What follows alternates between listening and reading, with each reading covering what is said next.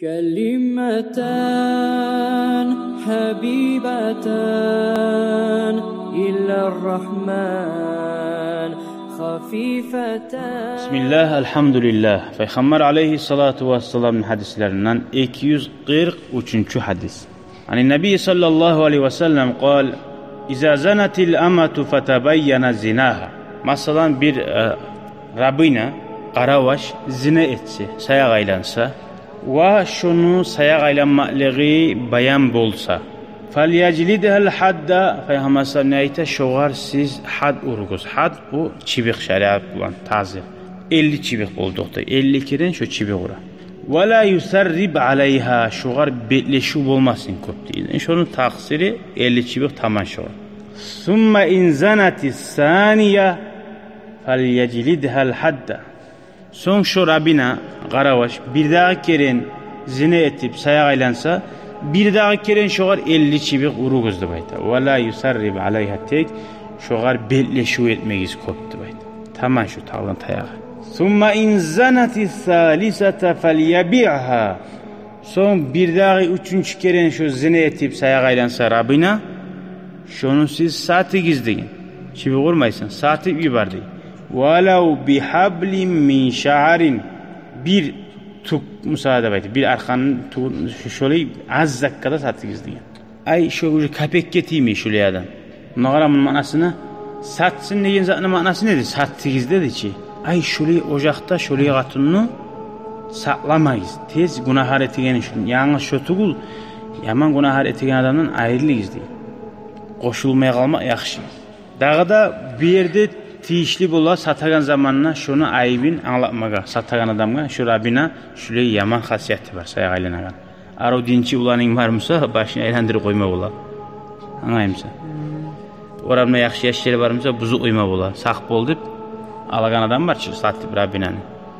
Neşik bola yaman xabagan itmusa böyle baylap saqla. Xavu koya yaşyanı deysin. Şunu emi ondan da yaman xaba bu sayaqlık qıyıltitsa yaşyanı. Ulu günahaga üretse. Şöyle ayıp varmısa, şöyle Rabbina'nın ayıbın ayıpma korasan birbirde borç bola. Bundan anlaşıldı adam ozuar sümeyizatını başka adamga süyen boldu mu? Bolmadı. Bundan adam anlata tura. Hali mesela ben aru maşin süyenman. Eski maşinim satma süyenman. Mağa nege satasan eskisin. Sağa sümeyizatını mağa süyesine etme ihtiyarı yok. Yani ben hali aruun süyenman. Yaxşısını süyenman maşinamı. Sen süyenmişsen al, süymeyimsen koy.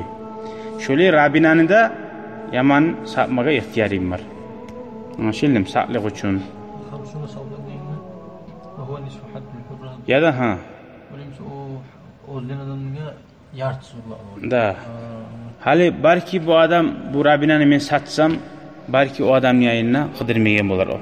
O adam joski strogidir. Ya da o adam onu erge verir. Aru eri saklar be gitip aru. Bundan anlaşıldı ay bi ozun Rabbina'sına çivi vurma yarayganı. Ozun Rabbina'sına. Abli yarama çarı sayaq aylansa barıp seni vurma ihtiyarın yok ki bir qatun işiga. Onun şeriatı tut bu mutaraq. Bundan anlaşıldı bu hadiste. Korasan sayaq aylanan qatun işiga da açıktan bayan bolsa da aylanmalığı beklemegiz dedi. Alagan hağın aldı ki o tayağını. Şonunda da anlaşıldı rahmuluk. Şeriat zakonunu aldı Allah'ın buyruğunu ama senin ihtiyarın yok. Oğar ayıp öğretmeyi. Nege tugulese tayak açıttırganı tayacak. Aytaç til bulan yarasalınızı taymıydı. Şöyle yaxşılık bulan aru dinge asta-astara alanını qaytarmaga bolagan sali. Velhamdülillahi Rabbil alamin. Vesselamu aleykum ve rahmetullahi ve berekatuhu.